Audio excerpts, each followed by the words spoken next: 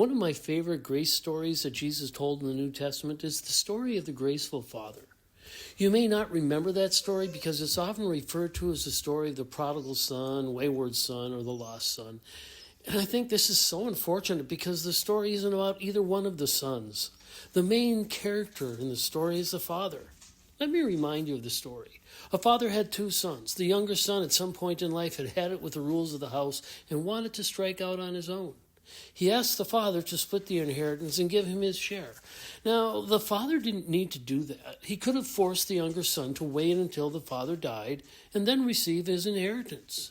He could have written the son out of the will completely and given him absolutely nothing, but he gracefully gave the son his portion of the inheritance. I don't think he was ignorant. He'd watched the boy grow up.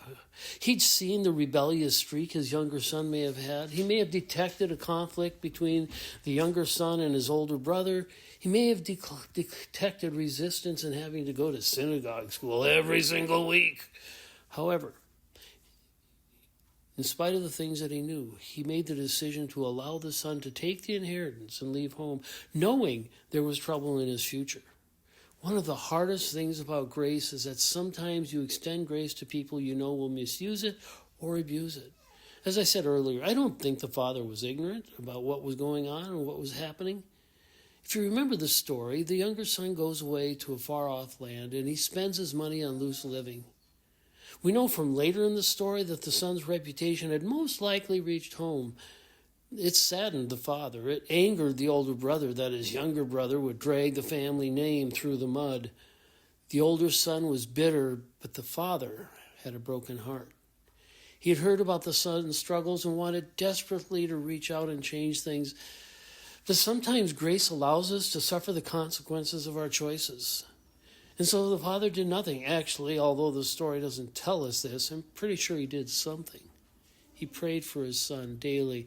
He watched the road for his return. One day, as he was looking down the road, he saw a familiar shape. It was his son. Dad ran and embraced him. His youngest son was home. He welcomed him with open arms and celebrated. That's grace. Jesus tells us the angels in heaven rejoice when just one sinner returns to God. The father didn't ask for retribution. There's no indication he scolded his son or shamed him for wasting all of the money.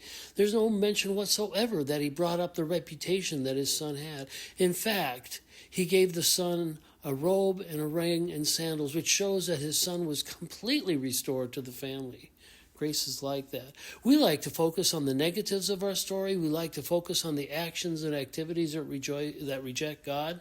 But the graceful Father shows us a picture of God and a picture of grace. Grace does not attack our character. Grace affirms our identity.